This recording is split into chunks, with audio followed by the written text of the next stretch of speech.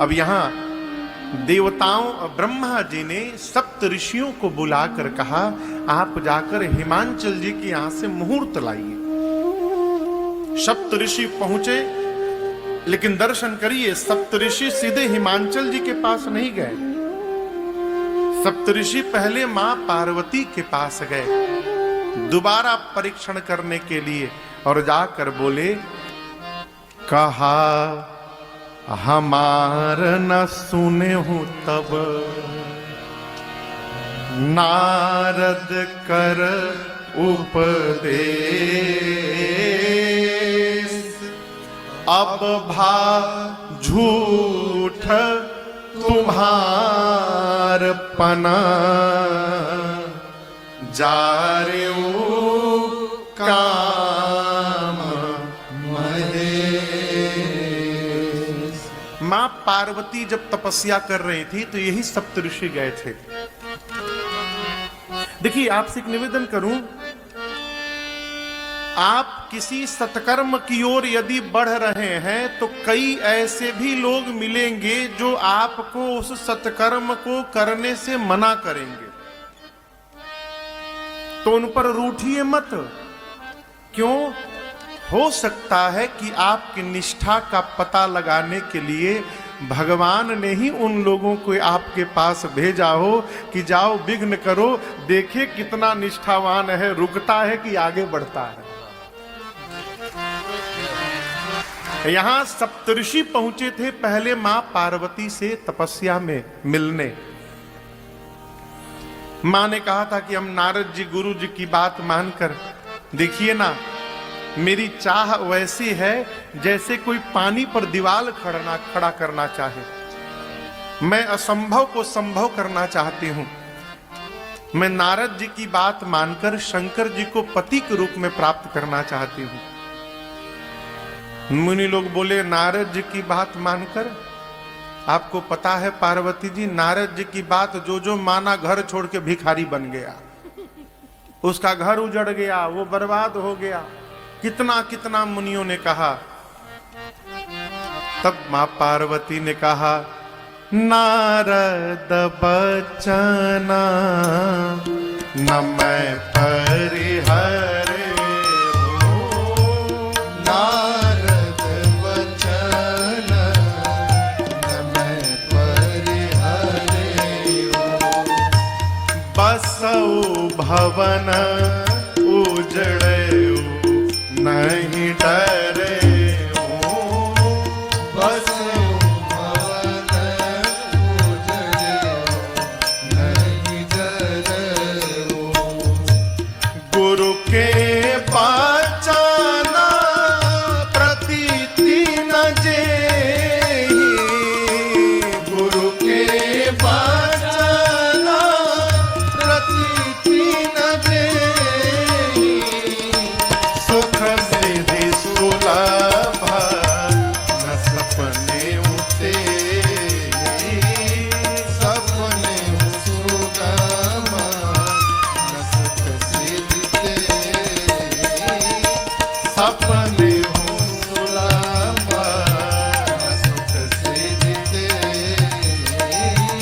सपने सुलभ न सुख सिद्धि।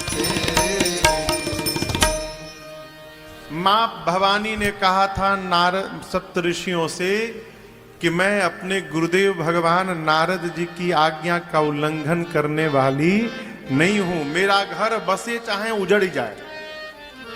और मां ने वहां सूत्र दिया, जीवन में जो गुरु की वचनों पर विश्वास नहीं करता उसको स्वप्न में भी सुख प्राप्त होने वाला नहीं है। वही बात सप्तऋषि पुनः कहने लगे कि उस समय तो हमारी बात नहीं मानी आप, गुरु जी की बात पर विश्वास था, नारद जी की बात पर, आपका प्रण झूठा हो गया पार्वती जी। शंकर जी ने काम को ही भस्म कर दिया, कामनाएं शिव जी के मन से समाप्त हो गई। मैया फिर मुस्कुराएं, आप उचित कह रहे हैं, लेकिन आपको लग रहा है कि काम को भगवान शंकर ने अब जा रहा है। तुम्हारे जाना काम अब जारा, अब लगी शंभु रहे सभी कारा। आपको लग रहा है कि शंकर जी ने अब काम को जा रहा है, यानी इसके पहले काम से पूर्ण थे, वो भिखारी थे, ये आप समझ रहे होंगे। लेकिन हमरे जान सदा शिव जो अकाम अभोगी। मां ने कहा मेरी समझ से हमारे शिव जोगी हैं, अज हैं, अनवद्य हैं, अकामी हैं, अभोगी हैं। अग्नि के पास यदि बर्फ जाएगा तो अग्नि को कुछ नहीं करना है, बर्फ अग्नि के पास जाने मात्र से समाप्त हो जाएगा। उसी प्रकार शिव के निकट काम पहुंचेगा तो काम भस्म हो जाएगा। मां की निष्ठा दर्शन करके मुनियों ने जय जयकार की। ये प्रसंग का प्रस्थान न रख। ये जो समाज में ऐसे ऐसे लोग घूम रहे माई बाप, कान फूंक देते हैं, ऐसा मंत्र सुना देंगे कि जिनको आप कल तक हृदय में बिठा के बैठे थे उनको देखना पसंद नहीं करेंगे। ये कन फुकवा लोग से अपने को बचा के रखिए। कन फुकवा समझ रहे हैं ना, जिनका एक ही काम है आके सबके बारे में सूचना दे। ऐसा कान फूंक दी है। निष्ठा, हमारी महाराज जी कहते हैं बेटा हमारी निष्ठा ही समाज में हमको प्रतिष्ठा दिलाती है। निष्ठा अपरिवर्तनीय होनी चाहिए। स्थान स्थान पर निष्ठा बदले ये ठीक स्वभाव नहीं है। आज ऊर्ध्व पुंड्र लगाए हैं, परसों देखे तो गोल टीका मार लिए हैं, काशी पहुंच गए तो त्रिपुंड लगा दी। हम जोकर है का हो? हम जोकर हैं का है? आज पांडे बने हैं, काल दुबे बन गए, परसों यादव बन गए। आज की हम कहां हैं? हाँ? बचाइए, निष्ठा अपरिवर्तनीय होनी चाहिए।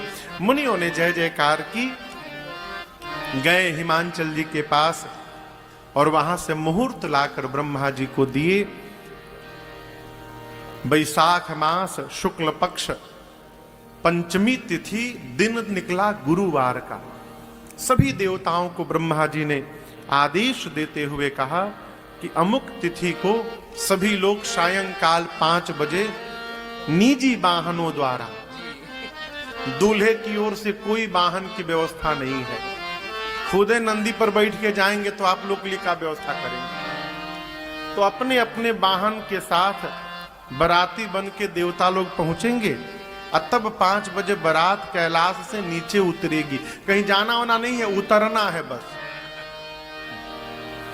कैलाश ऊपर बाबा बैठे हैं, नीचे उतरते महल है हिमांचल जी का जहां बारात जानी है।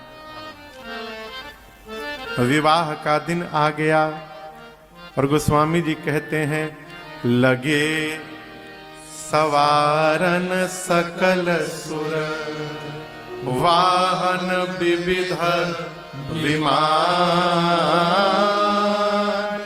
होहि सगुन मंगल सुभग करहीं अपचरा। अप्सराएं नृत्य कर रही हैं, गाने वाले मंगल बधाई गीत गा रहे हैं। कहां? दुल्हा के घर में ना, बारातियों के घर में। दुनिया की एकमात्र विवाह मेरे बाबा की है जहां बारातियों के घर में उत्सव मनाया गया। दूल्हे के घर में कोनो उत्सव नहीं। सभी बाराती अपने श्रृंगार में लगे हैं, अपने वाहन को सजाने में लगे हैं। ब्रह्मा जी के पर चलत है वो।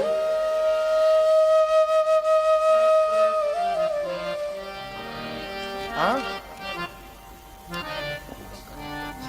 कमल वाहन है।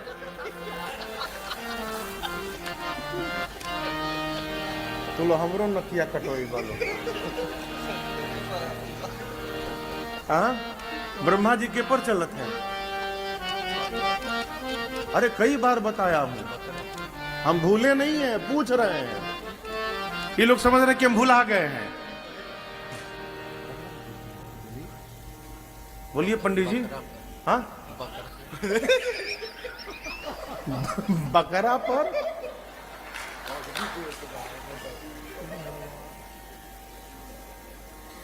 ब्रह्मा जी हंस पे चलते हैं अथवा हंसाकार विमान पर, याद रहेगा। बकरा पे नहीं चलते ब्रह्मा जी। आइए दुबई से वापस आइए। दुबई के नहीं गए थे ना, वो इसीलिए बकरा याद है इनको। दुबई नहीं जा पाए थे ये। ब्रह्मा जी हंसाकार विमान है उसको सजाने लगे। भगवान श्री हरि गरुड़ पे चलते हैं, वो गरुड़ जी को सजाने लगे। नहला कर खूब बढ़िया पाउडर ऑर्डर छिड़क रहे हैं उनके ऊपर, चांदनी लाल रंग की उड़ा रहे हैं, गले में माला लगा रहे हैं। कुबेर पुष्पक विमान पे चलते, हवाई जहाज पर। वो पुष्पक विमान को एकदम ठीक ठाक करने लगे। मोबिल ओबिल चेक कर लिए जाओ कोई ठीक ठाक बना है क्या, उसको सजाने लगे। ऐरावत को इंद्र सजाने लगे। यमराज के पास करिया रंग का भैंसा था, वो भैंसा को रगड़ रगड़ के धोने लगे। एक देवता ने कहा इतना तो आज तक कभी नहीं रगड़े इंद्र यमराज जी। बोले बारात में जाना है, सबसे करिया हमरे वाहन दिखाई दे रहा है। वो भैंसे को रगड़ के धोने लगे। कहने का अर्थ है सभी देवता, बकरे पर भी एक देवता चलते हैं। संभवतः अग्नि नारायण चलत है। हाँ, अग्नि नारायण बकरा पे चलते हैं, याद रहेगा। पवन देव मृग पे चलते हैं। सभी देवता अपने अपने वाहन को सजाने लगे, अपने को सजाने लगे। किसी भी देवता को यह चिंता नहीं थी कि जिसके विवाह में जा रहे हैं उस दूल्हे को कौन सजाएगा। बाबा तो सजना उजना दूर, बाबा एक ही मोड में रहते हैं। 3 बजा शंकर जी बैठे हैं। बाबा के 2 गण नंदी और भृंगी परेशान। शंकर जी ने गणों से पूछा आप लोग इतने परेशान क्यों हैं। गण बोले प्रभु एक भी देवता आपको सजाने नहीं आया आज। शंकर जी बोले अपने से टाइम मिली तब ना हमारी याद आई, सब देवता अपने में व्यस्त हैं। शिव जी ने कहा गणों से देखो देवताओं की बस की बात ही नहीं है कि वो मेरा श्रृंगार कर सके। देवता मेरा श्रृंगार नहीं कर सकते। गण पूछे क्यों बाबा। शंकर जी बोले मेरा श्रृंगार वही कर सकता है जो मेरा मन समझता है, और शंकर के मन को उनके गणों को छोड़कर दूसरा कौन समझता है। इसलिए जितना श्रेष्ठ आप श्रृंगार करेंगे दिव्य कोई नहीं कर पाएगा, आप लोग सजाओ। जैसे भगवान शंकर ने श्रृंगार करने के लिए गणों से कहा, बाबा के गण फंस गए। फंस गए हो जो आज तक कभी आपन श्रृंगार न किया हो। अब पहले बार में दूल्हे का टेंडर मिल गया कि इनका श्रृंगार करिए, वो कैसे श्रृंगार करेगा। जैसे बाबा वैसे बाबा के गण। शंकर जी एक शिला पर बैठ गए और भगवान शंकर के गण उनका श्रृंगार प्रारंभ करते हैं। आइए पूज्यपाद गोस्वामी तुलसीदास जी महाराज की इन चौपाइयों के साथ हम और आप सभी लोग मिलकर बाबा का श्रृंगार करते हैं। एक चौपाई को 2-2 भाग में तोड़ के हम गाएंगे। पहले हम गाएंगे, उसी को बाद में आप भी गाइएगा। तो आप भी गाइएगा तो साथ में आपकी भी उपस्थिति हो जाएगी बाबा के श्रृंगार में, इसलिए हम और आप मिलकर गाएंगे। बाबा शिव ही शंभु गण करहि श्रृंगारा, शिव ही शंभु गण करहि श्रृंगारा, जटा मुकुट अहि मोरु संवारा,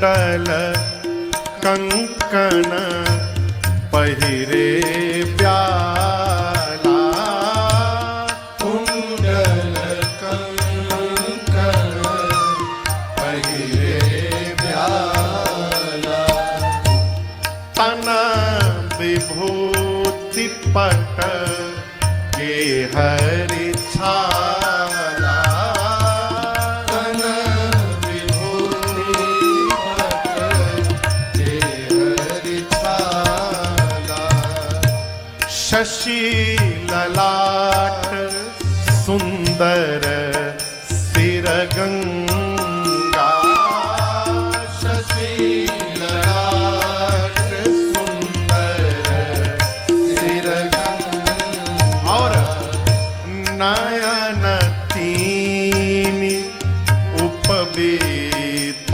भुजंगा, नयन तीन उपवीत भुजंगा, गरल कंठपुर नरसिरमाला, गरल कंठपुर नरसिरमाला, अशिव वेश शिव धाम कृपाला, अशिव देश शिव धाम कृपाला, कर त्रिशूल आरो डमरू बिराजा, कर त्रिशूल डमरू बिराजा, चले बस हरि बाजहि बाजा, चले बस हरि बाजहि बाजा, चले बस हरि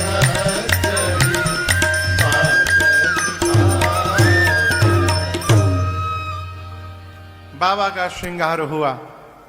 शंकर भगवान बैठे, गणों ने सोचना प्रारंभ किया कि कहां से प्रारंभ किया जाए। भाई पांव से शुरू करें कि सिर से शुरू करें, कुछ समझे में ना आवे। तब तक एक गण की दृष्टि गई बाबा की जटाओं पर। काम दहन के समय क्रोध के कारण शंकर भगवान की जटाएं बिखर गई थी। एक गण ने कहा सबसे पहले इन जटाओं को समेटा जाए। जटाओं को समेट कर ऐसा लपेटा सिर के ऊपर गणों ने कि उन जटाओं ने मुकुट का आकार ले लिया। जैसे मुकुट का आकार बना, एक गण बोला बस बस इसी पर छोड़ दो, टोपी का काम खत्म। टोपी तैयार दूल्हे का। जैसे मुकुट का टोपी बना, एक गण बोला देखो मुकुट तो तैयार हो गया, लेकिन दूल्हा जब तक मौर न लगावे तब तक दूल्हा कहलाने वाला नहीं है। एक गण ने पूछा ये मौर का होता है? दूसरे ने कहा कुछ नहीं, यहां सिर के ऊपर ऐसे लंबा लंबा रहता है और चेहरे पर ऐसे ऐसे लड़ियां लटकी हुई रहती हैं। गण मौर बनाने की तैयारी में लगे। शंकर भगवान ने एक गण से पूछा क्या बनाया जा रहा है? बोला सरकार मौर नहीं लगाएंगे आप तब तक आप दूल्हा नहीं बनेंगे। शंकर जी बोले उस मौर का क्या होगा? बोले बस एक बार लगाना है रात में विवाह में, और अगले दिन उसको गंगा जी में विसर्जन। शंकर जी बोले ध्यान से सुनो मेरी बात, एक बार जिसको मैं अपने सिर पे धारण कर लूंगा उसका कभी जीवन में विसर्जन नहीं होने दूंगा। इसलिए ऐसा मौर बनाना जिसका विसर्जन न करना पड़े। जैसे बाबा ने ये बात कही, एक गण गया दौड़कर और एक जगह बहुत सारे सांप आपस में बात कर रहे थे, बारात में चलने की तैयारी में थे। गण ने जाकर सांपों में से कहा सुनो, जितने पतले पतले हो सब बाहर निकलो। साइज बताया 10 mm से ऊपर वाले कोई बाहर नहीं आएंगे। जितने पतले पतले सांप थे सब बाहर निकले। गणों ने 25-30 सांपों को पकड़ा, सबके सिर को ऊपर करके बांधा और शंकर भगवान के जटा के मुकुट में ऊपर से ला के पहना दिए। सभी सर्पों का सिर ऊपर हो गया और सबके पूंछ बाबा के चेहरे के सामने झूलने लगे। एक गण ने कहा, ऐसा मौर दुनिया का कोई दूल्हा आज तक नहीं पहना होगा जो बाबा ने पहना। मौर बना सर्प का। अब श्रृंगार प्रारंभ हुआ। कान में कुंडल सर्प का, हाथ में कंगन सर्प का, बाजूबंद सर्प का। लेकिन यहां दर्शन करिए, स्कंद पुराण कहते हैं कंबल और अश्वतर नाम के दो सर्पों से कंगन बनाया, कुंडल बनाया गया। किससे? कंबल और अश्वतर, दोनों देखने में बिल्कुल एक जैसे सांप। गणों ने श्रृंगार के साथ मैचिंग का भी ध्यान रखा। इना कि यहां पर बड़का झुमका लगा दे, यहां छोटका लगा दिए, ना ना, यही सब चोलवे ना दादा। कंबल और अश्वतर नाम के सर्प से कुंडल बना। करकोटक और कुल्की नाम के सर्प से कंगन बना भगवान शिव का। शंख और पद्म नाम के सर्प से बाजूबंद बना। वासुकी सर्प को यज्ञोपवीत बनाकर भगवान शंकर के वक्षस्थल पर गणों ने लपेट दिया। वासुकी सर्प से भगवान शंकर पूछे, इसको यहां क्यों लगा रहे हो? गण बोले, प्रभु आपका जनेऊ है ये, जनेऊ। वासुकी सर्प का जनेऊ, सांप का कुंडल, सांप का कंगन, सांप का बाजूबंद, सांप का मौर। अब आप दर्शन करिए, सिर से पांव तक बाबा के शरीर में सांपे सांप घूम रहे हैं। श्रृंगार हो गया तो अब एक गण ने कहा, थोड़ा दूल्हे को पाउडर भी लगना चाहिए। अब कैलाश में पाउडर कहां से मिले? एक गण गया दौड़कर एक श्मशान से चिता के भस्म को उठाकर लाया और पूरे शरीर पर, सिर से लेकर पांव तक बाबा के शरीर पर गणों ने भस्म का लेपन कर दिया। एक तो भगवान शंकर पहले से गोरे, भगवान शंकर करिया नहीं है, न सांवले हैं। कर्पूर गौरम करुणावतारम संसार सारम भुजगेंद्रहारम। कपूर जितना गौर वर्ण का होता है वही वर्ण बाबा का है। उस गोरे शरीर पर गणों ने भस्म का लेपन कर दिया और विकराल चेहरा, 3 नेत्र हैं। बाप दर्शन करिए, चेहरा गोरा है कि काला? कहिए, गले के नीचे का पोर्शन गोरा है कि काला? इधर गोरा, इधर गोरा, बीच में एकदम नीला। कितना अद्भुत मैचिंग बना होगा, आप दर्शन करिए। सिर और शरीर के बीच में नीलकंठ, ये गला नीला कैसे हो गया? भगवान शंकर समुद्र मंथन में जब पहला फल विष निकला, हलाहल विष, देवता उसके ताप से व्याकुल हो गए।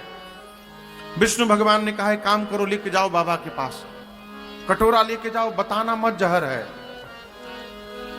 देवता जहर का कटोरा लेके शंकर भगवान के पास पहुंचे। बाबा पूछे, का है हो? देवता बोले, प्रभु पहला फल निकला है, सोचे पहला फल घर के बुजुर्ग व्यक्ति को दिया जाए, और आपसे बुजुर्ग तो कोई है नहीं। शंकर जी मन में सोचे, अमृत निकलता तो बुजुर्ग की याद ना आती, जहर निकला तो हमारी याद आई है। बाबा बोले, लाओ, यदि इतना मान दे रहे हो तो हम क्यों ठुकराएं। कटोरा लिए, राम नाम का आसन लगाए गले में नीचे, पूरा विष पिए, राम नाम के ढक्कन से बंद कर दिए। नीचे राम, ऊपर राम, बीच में विष।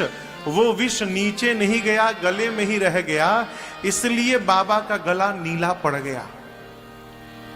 और उस विष के ताप को कम करने के लिए आज भी भगवान शंकर के भक्त भगवान शंकर को दुग्ध से और जल से अभिषेक कराते रहते हैं कि उसका ताप बाबा को कम लगे। अच्छा आप बताओ, वाणी जो हम बोलते हैं वो किस रास्ते से निकलती है, जो शब्द हम बोलते हैं वो किस रास्ते से निकलती है? गले से होते हुए मुख से ना। भगवान शंकर के गले में विष भरा है और इस विष से भरे गले से भगवान शंकर जब कथा सुनाते हैं तो मुख से अमृत निकलता है। यही भगवान शंकर की महिमा है। विष के रास्ते से आने के बाद भी अमृत प्रकट हो रहा है। ये कथा कहती है कि बड़ा वही है माई बाप जो विष को समेट के रखे और समाज में अमृत का प्रचार करता रहे। वही देव नहीं वो महादेव कहलाता है। ये बाबा का स्वरूप है।